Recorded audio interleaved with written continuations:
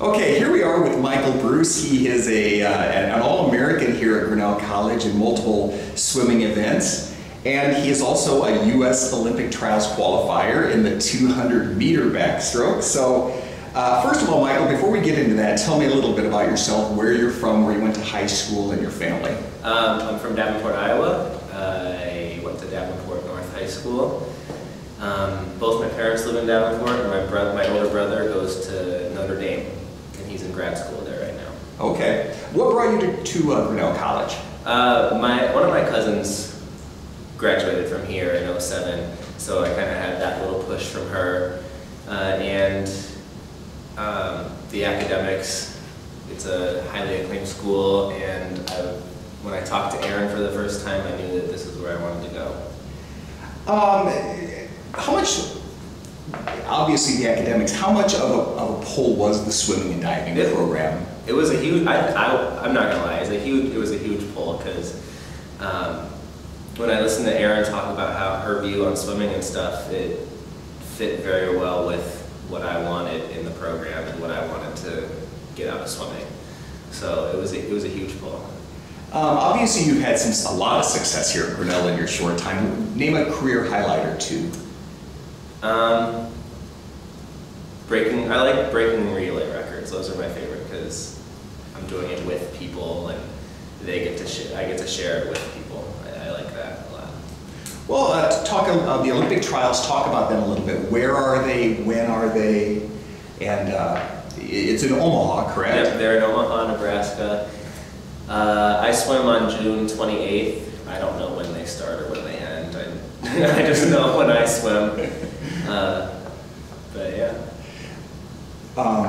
That has to be a thrill going there. You are going to see people that you've idolized, people that you've seen on television. Talk about that experience or what you're anticipating. Well, I'm not really sure what to expect, but it was funny because I was swimming, training for nationals, and I was swimming and Aaron stopped me and said that I had this opportunity to possibly qualify for the Olympic trials. And just previously in that practice, I was thinking about how when I was younger, I was gonna go to the Olympic trials and I was gonna be an Olympian and stuff, but then as I got older, I realized that that's kind of out of reach at this point. And then when she approached me at that same practice, that I was just thinking about that, it was kind of odd that it all happened then. And then when the opportunity came for me to swim, I was ready to do it and thought it'd be really cool if I made it. It'd be cool for the team and the school. So that's what got me going, I guess. How much of an adjustment, everything at the collegiate level is yards, and now you're doing the 200 meter. How much of an adjustment was that for you? Racing wasn't as big of an adjustment. I've experienced swimming in long course meters since I was 6, but training them is a little bit different because you're doing so much more. And my first couple practices in the long course were rough. They were rough. Now, the interesting thing with qualifying is you did that 12 hours after the NCAA meet, give or take. I know I was still in bed when I got the call that you qualified for the trials, so and you're swimming and qualifying for the Olympics, I'm laying in bed. That's not a good thing for me, I guess. But how was it trying to bounce back from one to the other? Well, I had just swam the 200-yard backstroke for nationals 12 hours earlier, and that race hurt a lot because I just got out and I was so tired, and I swam well, but I was exhausted, and I was thinking right then, I was like, I don't know if tomorrow's gonna happen,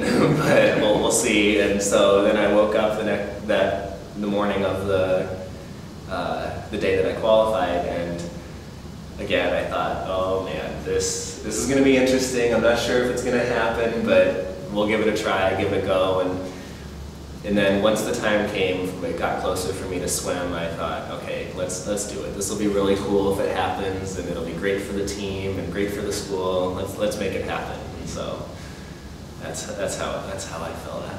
Now the interesting thing is, ordinarily this time of year, you probably wouldn't be training this hard. How big of an adjustment's that been to continue after already a long swimming and diving season to have to continue to train at this level? It's a big adjustment because, I mean, last year I swam nationals and then I got to focus just on school and maybe have a little bit of downtime here and there, and now I'm back in the pool swimming harder than I normally would, and it's been a big adjustment, but it's going to be worth it in the end. Last but not least, well, first of all, what's your goal at the trials before we can? I just want to swim fast. I don't have any. I don't anticipate to go any further than the trials, and I know that's unrealistic to even think about. But I just want to swim fast and enjoy the time that I have there and the experience. Last but not least, 4 people associated with our swimming and diving program are going to the trials in one form or another. How exciting is that for you to be a part of that, and what it speaks for the program itself? That is one of the most exciting things about the whole thing happening right now, because I don't know how many schools would be able to say that they have 4 athletes going to the trials in one form or the other, and I think that's pretty special that such a small school in the middle of Iowa has these 4 top athletes, and it's cool to be a part of it. It's an honor to be a part of it. Absolutely. Well, thank you very much, Michael, and good luck at the trials. Thank you.